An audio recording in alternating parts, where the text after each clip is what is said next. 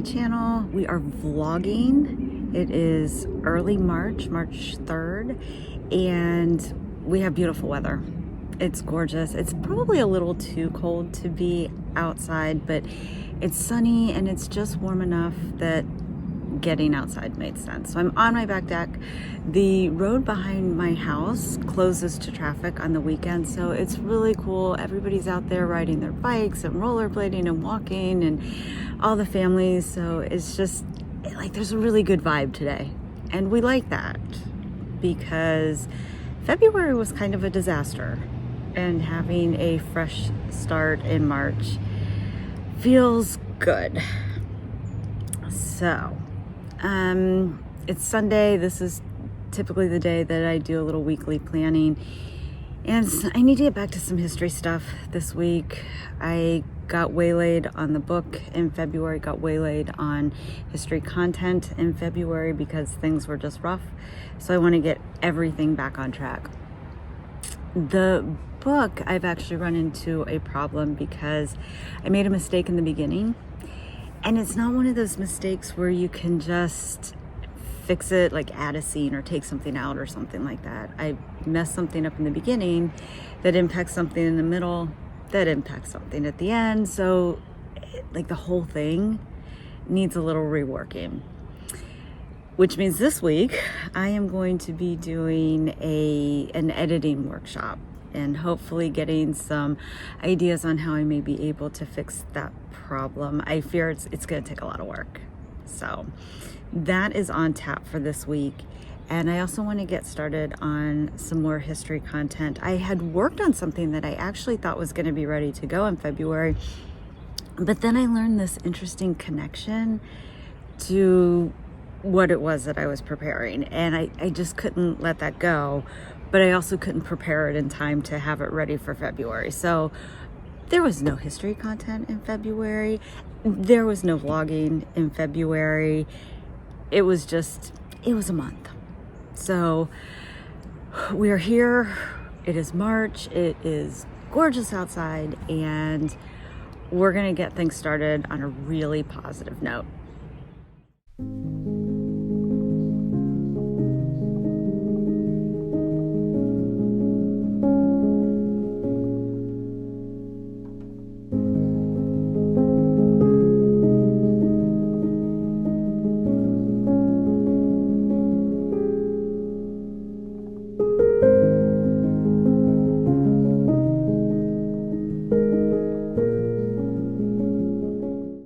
Oh my God, I am brain dead. It is early evening on March 7th, and it has been a day full of brain work. I did a editing workshop earlier today. Hi, sweetie, the cat. I did an editing workshop earlier today with Kim Taylor Blakemore, and that ended up being so fantastic. We actually worked on our manuscripts during this workshop, and I found it to be really valuable to just sit down with some of my writing and under her guidance, start making some edits and changes and working through some things. She focuses a lot on historical fiction, especially historical fiction centered on women and women characters, which is what I'm doing. So that was a really nice connection. But she's also, there's advice that you really shouldn't edit as you go when you're writing. And I have found that to be really tough. And I see why that's the case because, oh my God, with this cat. I see why the editing as you go thing is kind of rough because it keeps you from writing. And there have been times where, because I'm editing as I'm going, I'm not making as much progress as maybe I could if I just wrote. And there have been times where I've really had to force myself to just sit down and write. But Kim was saying there's actually some real value to editing as you go, and that was reassuring to me. And she talked about how to do that in ways that are effective and kind of worth the time that you're putting in. so that when it comes time to pull the whole thing together and edit the big manuscript, it's a little bit easier. And so I found that to be really reassuring. It's like, okay, so the time that I have spent kind of editing along the way isn't time wasted. That was good to hear. So that's how my day started. And then I worked on a pretty big transcription project today that, oh my gosh, I looked at the document and thought, this is fantastic penmanship. This is gonna be so great. And then by the end of it, I had no idea what this guy was trying to say. And once I got that done, I started working on an article that's coming along really well. It's just gonna be longer than I anticipated. So it's gonna take a little more time than I thought. But yeah, wow, has the brain been used for history today. But it's been good stuff. It's been fun. So it is a little after 5 right now. I think I'm gonna wrap things up, have a little something to eat, and maybe practice my flute. I think that is the plan. So, hello. It has been a minute. I don't think I've done any video work for the past 2 months, like February and March, no videos. It's just been a rough go, and pulling stuff together just hasn't worked out. So, but let's try again. It is April. We're heading into the second quarter of the year. We're heading into spring. Like, good stuff has to be ahead, right? I actually just got done recording a video about a ship called the Centurion. It was anchored outside of Annapolis in Annapolis Harbor in 1755, and it caused quite a stir. So I put together a little something around that and decided I should probably pick up the camera and maybe do a little vlogging as well. So yeah, kind of a rough February, kind of a rough March, but we're back at it, and let's see what we can pull together.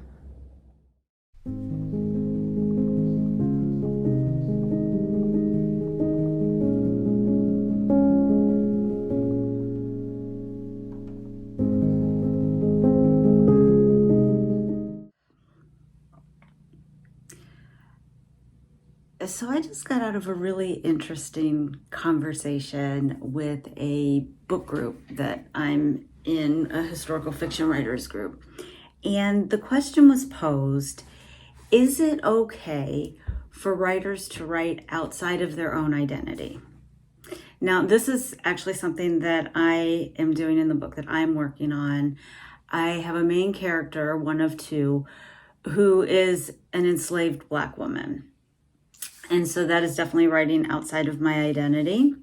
I'm trying to do it with integrity and respect, and I'm trying to do it as thoughtfully as I can. I'm trying to learn everything that I can to make that character come alive in ways that are appropriate. So in this discussion about whether or not we can write outside of our identities, it was posed as an either or situation. Either you can, or you need to, and the term was used, stay in your lane, meaning only write the identity that you are, that you are comfortable with. And I just feel like it's more nuanced than that. I feel like writers shouldn't be limited to the identities that they write, especially if they can do it well and if they can do it thoughtfully and with respect to the community that they're writing about.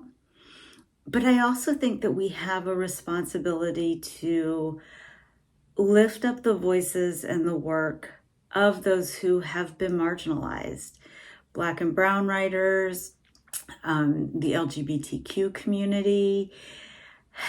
I just feel like it's not either or. I don't think you're either staying in your lane or writing outside of your identity. We should be doing something a little bit more sophisticated than that. And I don't necessarily know how. There are probably a million ways do it well and to do it, again, I keep using the word respectfully, thoughtfully, with compassion, with care, with empathy. But again, I just want to make sure that we're not continuing to take away the voices of those people who really should be telling these stories. So I don't know, this whole conversation it was interesting. It was really interesting to see the perspectives. Something that was really reassuring, however, is that a lot of these historical fiction writers are doing a ton of research when they're writing outside of their own identity. So really looking at the communities that these characters would have been a part of, the experiences that they would have had, going to original sources as often as possible. That gets a little harder for those of us who are working a little bit further back in the past, but the historical record exists and it can tell us a lot. So that was really encouraging to see that people are being smart and trying to do, when they're writing outside of their identity, they're trying to do it well and professionally. So that gave me a little bit of hope. But yeah, just a little observation of some of the challenges that we run into writing of any kind, but especially writing, I think, historical fiction, where sometimes it feels like the stakes are kind of high and we want to get it right. So yeah, it was a tough conversation, but really interesting. And I just thought I'd pop on and share a little bit of it here.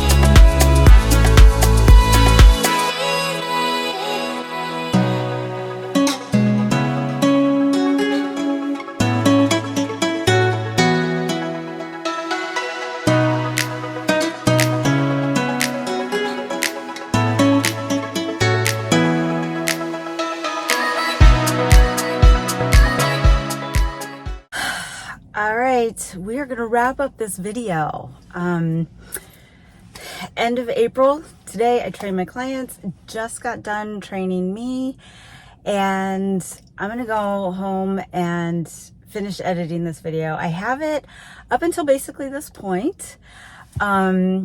The last footage that you would have seen would have been of the Harriet Tubman Underground Railroad Visitor Center, which I went to last weekend.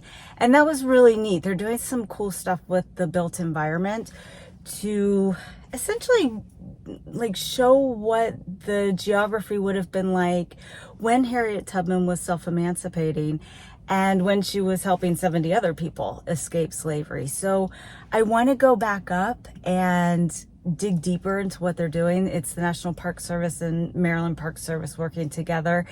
So I'd like to dig a little deeper on that. But there's some footage with some of the stuff that we saw there. And I also went to a sea glass festival up on the Eastern Shore. It's hosted by the Chesapeake Bay Maritime Museum. And that was a lot of fun. Just some fun vendors and some good food. We took a cruise of the Miles River, which was really neat. They talked a little bit about the history of the area, environmental implications. So just really neat stuff happening there too. So that is kind of what you just saw. Let's wrap this up. Saw a little bit of April, saw a little bit of March, the disaster that was. But hey folks, we're getting up 2 videos this month and that's pretty good. All right, as always, thanks for getting nerdy with me and I'll see you in the next video.